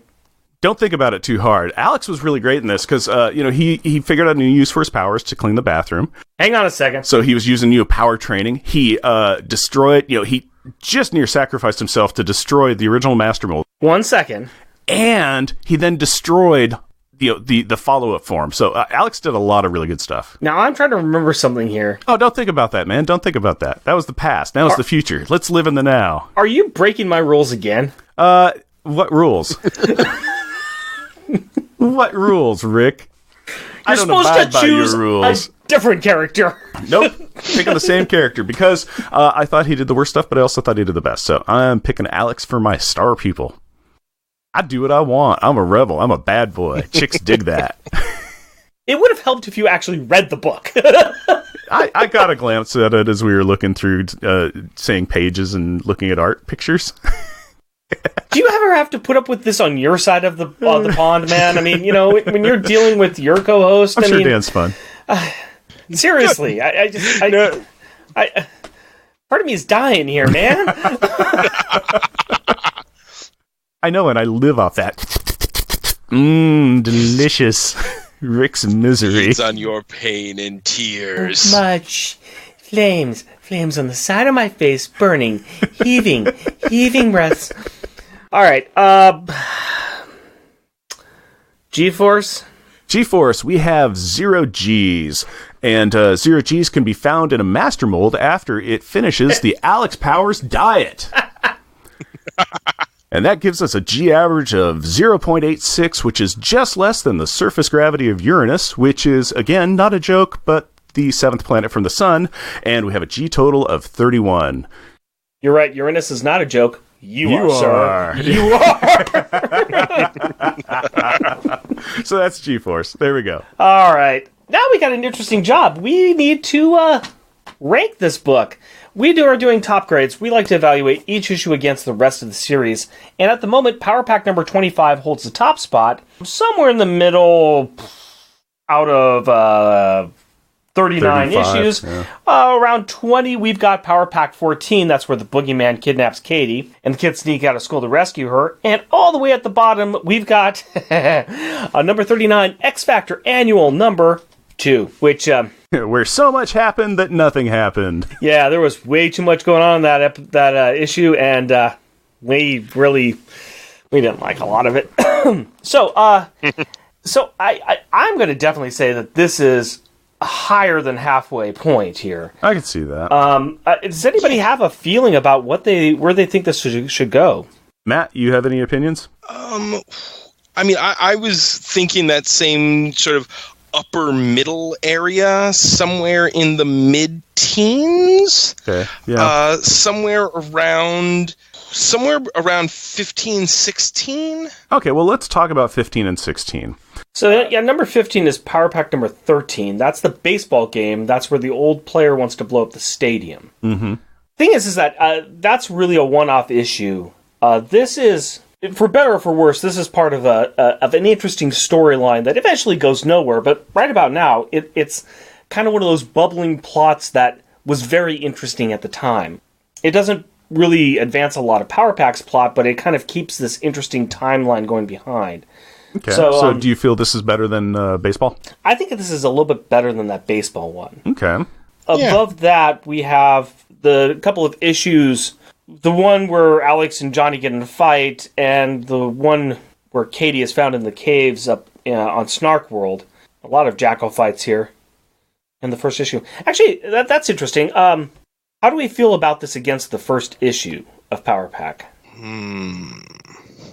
mean, the first issue does a lot of really strong world building. Yeah. Actually, you're right. I like that. I like where you're going with that. The one below that is Power Pack number 17, where they first fight Jackal. This is a very comparable one, because it's Power Pack in the park with Franklin, and that's where they first meet Franklin, and they get attacked by a monster. Yeah. This one is the Power Pack in the park with Franklin, and they get attacked by a monster. Yeah. So, all right, this is where we're at, I think. Okay, let's see where it is around this one 12. more or less than where they first meet Franklin and they fight Jackal?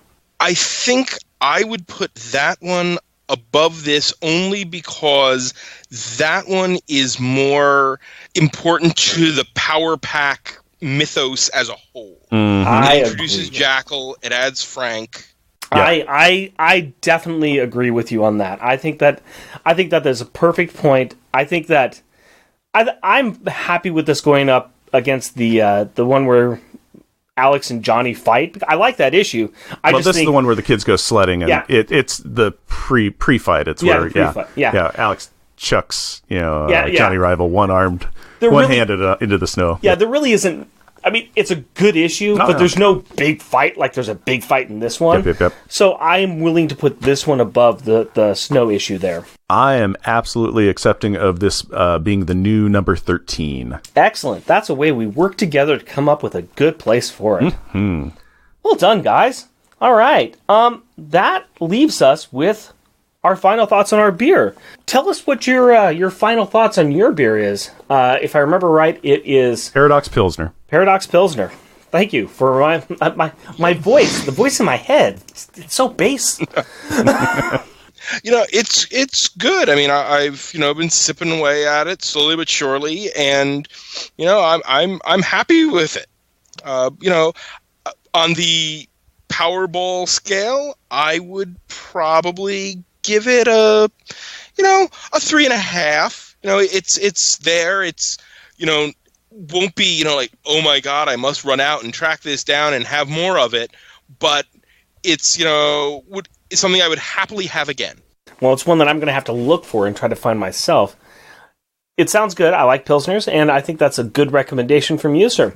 Jeff, I see that you have finished your Omega from E9 Brewing. So my beer's gone and has been gone for a little bit, so I'll just have to give this off of a recollection. I found it to be less an IPA and a lot more just like a really nice citrus beer. It seemed like it was a very citrus hef. I really enjoyed the flavor. The aftertaste on it is really pretty good. It's a very, very pleasant beer. Having been away from it for a little bit, though, I'm feeling like I have a little bit of a headache, which you can get off some beers, so I'm not sure if that's related to the beer or not. I know that I've had some really good Doppelbocks where I'm like, oh, I absolutely love this, but oh man, my brain is hurting. So I don't know if that's a beer related thing or not, but I'm really enjoying this. I would 100% drink it again. I'm giving it 4 Powerballs. Yeah, I'm with you. I'm enjoying this one too. It's got a good flavor. It's got the heavy citrus. It does not have a real big hops taste on it. Doesn't have that rusted nails kind of tongue squeeze on it. It hits your mouth, and at no point no part of your mouth goes ugh. You never make a face when you're drinking it. It's all just like, oh yeah, that's pleasant. I really enjoy that. This is a good one for people who want to drink an IPA but don't like the taste of IPAs. Yeah, it might be just one of those really good starter models for people that want to drink IPAs, because they're like, I don't know, I hear they're really bitter and stuff, and you try them on this and they're like, oh, I can handle that. I could really handle that well. So yeah, I'm going to see your 4, and I'm going to go ahead and go with you on that one too. Okay. It's bouncing a little bit between 4 and 4.5, but I think I'm good with the 4 as well. So that's a couple of 4s for us for this. Yeah, I was doing the same bounce. I was like 4, 4.5, 4, 4.5. I'm a hate-filled creature. 4. And now that we've talked about being hate-filled creatures and beers, let's talk to a child about the issue at hand, and that because this is kids' perspective time. So, Rick and Carrie, have a little talk and tell us your tale. Hi, Carrie. Hi, Daddy. How are you today? Good, and you? I'm doing pretty good for a wet Saturday outside. Yeah, it's pouring. It's pouring with the hand sprinkles. Tell me about this comic book. What's going on in this comic? There's this big robot monster. And what's he trying to do? I think he was trying to get Franklin? Was he trying to capture Franklin, or did he want to kill Franklin? Kill Franklin. That's not very nice, is it? Aren't all villains not nice? Most of them. I would say most of them. Why was Franklin with Power Pack? Because his parents, again, left him. They left him, and they left him where? The Powers house. Uh-huh. And he was over for a? Sleepover? Yeah, sleepover. And what were some of the things that he did with the Power Pack that night? They had a pillow fight. And when they were eating dinner, he was like, oh boy, my favorite to like everything. And they also read a book together, right? Mm-hmm. It's a pretty nice sleepover, wasn't it? What were some of your favorite parts about this book? Well, that was one of my favorite parts. So like it, when Alice is just like, what is he doing with the floor? He's disintegrating the top layer of germs. Yeah. You like when he's doing that? Yeah. Good way to clean the bathroom. Was there a favorite panel that you really loved a lot? I think my favorite panel that I really loved a lot was when they were eating dinner. That was a very fun panel, wasn't it? Mm-hmm. What about the cover? What did you think of the cover? I like it. And when I first saw Franklin hanging, I'm like, that's the only difference there. And then I saw his hand. So Franklin's hanging off of the Power Pack title, and the hand's about to crush the Power Pack title. Mm-hmm. It's kind of neat, isn't it? Mm-hmm. Anything else you want to talk about? No. No? You sure? I'm sure. Don't you want to say how much you love your daddy? Okay, I love my daddy more than 100%. More than 1,000%. What about more than 3,000? More than 303,000? I'll take it. 3,300? Whatever. I'll take it. Thank you very much. I love you, Carrie. Love you too. Shout out time! We love to recognize those listeners that take time to write in or leave us a review. And so we like to give them a good shout out here. You know what I mean? I don't know what's going on with my voice. You know what I'm saying? You know what I'm saying? We'll give some shout outs. So we're going to shout out for episode 44, Power Pack number 33, Special Effects. Al Sedano and Resurrections, an Adam Warlock and Thanos podcast. Andrew Burns. The Art Classroom. Between the Pages. Charles Gears. Charlie Rose. Chris at BTO and Batbooks. Comics in the Golden Age. Craig McNichol. Cullen Stapleton and the worst comic podcast ever. David H. Adler. Gary Key. Gibson Gray, who says, great news, I need to pull this issue out again and have a reread. I actually forgot that Bogdanove drew this. Green Lantern HG. Jeff Polier. Jeremy Daw. Jeremy Wiggins. Jonathan Schaefer-Hames and the Married with Comics podcast. Katie Pride and Books with Pictures, one of Portland's best comic book shops specializing in LGBT, indie, and local comics. Keith Baker. Kyle Sinelli. OK Boomal. Matthew Fenner. Max Traver. Sailor Bear Zodar. Ryan Daly. And Rick is not taking the bait. No, sir. Sean and the Secret Wars and Beyond podcast. Scott Sutton Johnson. Sean Wynn and Strange Solutions. Tim Price, the Podcrasher. We got a pretty interesting message from Andrew Burns right before Thanksgiving through Facebook. He reads the Power Pack Thanksgiving issue annually as a tradition, and he decided to do some digging on the Marvel Unlimited app, and he found a couple of interesting things. The first is Franklin Richards' Son of the Genius Happy Thanksgiving, a collection of some of the Son of a Genius shorts regarding Thanksgiving. We regularly feature some of these Son of a Genius shorts on our Patreon episodes. The second thing he found was a mention of Power Pack by Magneto in Vision and the Scarlet Witch number 6 from 1985. In that book, Magneto crashes a holiday party hosted by Vision and Scarlet Witch. The heroes assembled are not happy. This is during the time when he was a good guy and was running the Xavier School for Mutants. Magneto thinks to himself at one point during the party that he should be with the New Mutants, but they wanted to go hang out with Power Pack. This is really interesting because it looks like this comic came out the same month as Power Pack number 20, where Power Pack meets some of the New Mutants for the first time right around Christmas when Maggie was in the hospital. So the holidays being celebrated are kind of wrong and intertwined, but this is a really interesting crossover. So thanks for bringing that to our attention, Andrew. Yeah, that was interesting. And me and Rick both actually read that comic issue, that Scarlet Witch number 6. And I can personally say for myself that it is weird. It is wacky. Yeah, it is. everybody's a superhero dressed up in their costumes having Thanksgiving together. And then Magneto shows up. Dressed in just like a sweater and stuff. But he was also invited. Yeah. Yeah, because Quicksilver is talking to Scarlet Witch like, what? Why didn't you tell me he was coming? And she's like, it was last minute and he was here and he knew that I was having it, so I felt bad to not invite him. But yeah, it's just super weird. All these heroes, just Captain America's in his mask having, carving a turkey. It was very, very odd. I had never read that before. I didn't know there was a Power Pack mentioned in there. Yeah. It just is strange. Yeah, it's awesome to hear a Power Pack reference, but at the same time, it's like, this is a odd little Twin Peaks moment in the Marvel universe. Be sure to check out some of the other shows that we're on. Right now, you can find some of our junior agent submissions on MI6 Rookie Agents episodes of On Her Majesty's Secret Podcast, where Jeff continuously fails to answer any of my pop quizzes. I think I've gotten one fully right. That's pretty good. I mean, not enough to not get shot, but yeah, they're still fun. And we have some merchandise available on Redbubble. Go to redbubble.com and search for Unpacking the Power of Power Pack. And we are on YouTube. You can find our channel at Jeff and Rick Present. Matt, where can people find you? My Twitter handle is MattLaz1013, where I am attempting to once again wade into Twitter and not let it crush my soul. So please follow me and tweet nice things about comics, because I like to hear that. You can also find my weekly column, Bonus Reading, where I look at that week's comics, pick one, and write about 4 other stories with a common character, creator, or theme, and my monthly columns, This Month in Gotham, about Batman, and Pod People, where I interview comic podcasters about their shows, one of which was, of course, Jeff and Rick Present Unpacking the Power of Power Pack. Yeah.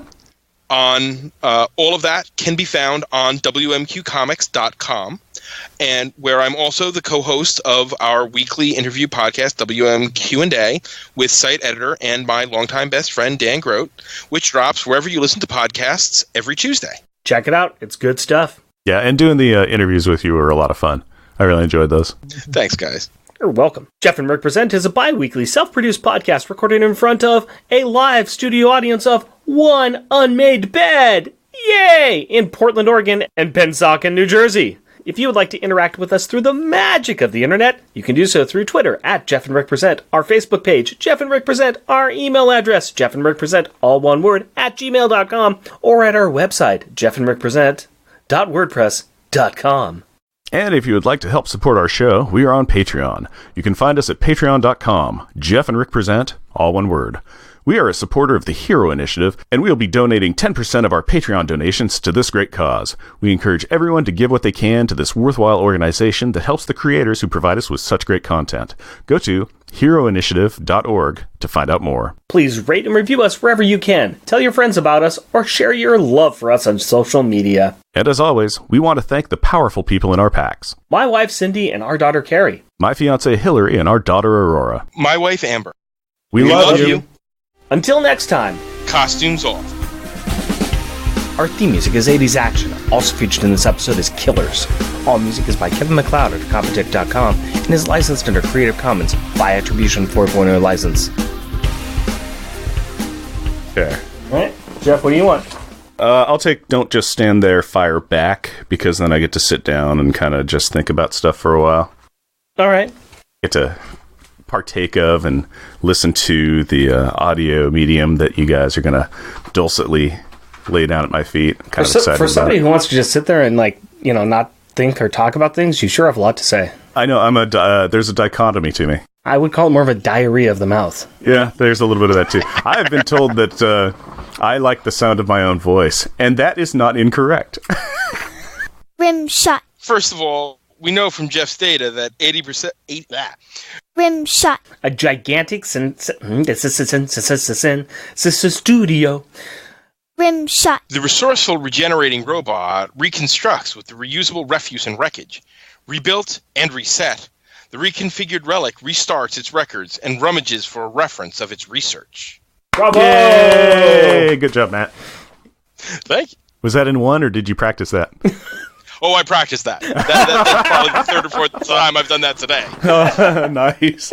Yeah, we write them, but then we forget about them. Then we kind of do them cold, so we usually stumble through. But we've had other people on that have been like, it's like, hey, good job. And they're like, I was doing that in front of my wife for half an hour today. Oh, yeah. No, Amber heard it a couple times. I did it a couple times on my lunch break. It's like, okay, I'm going to get through this one. I think there's some other alliterations that I'm going to stumble over, but that one I was going to get. Well, good job, my friend. You did it. Rim shot. 4 o'clock under the whale. I've been just waiting for that. I'll give you another take on it. 4 o'clock under the whale.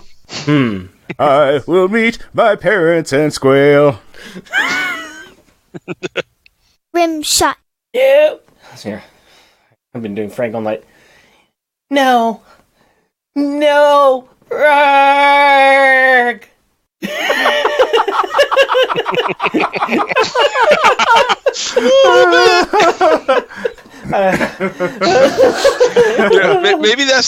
Maybe you need to do that again, and that's the moment where Alex's voice finally cracks. Rim shot. The aftertaste is... Okay, I'll just burp that aftertaste out. Let me get a breath and I'll redo that. So glad you're across the room. I know. Rim shot. And also, I remember what your thing with Ryan Daly was. It was he was saying, I just read like 3 issues of Power Pack, and it's really good. I wish that somebody had told me about this. That's right.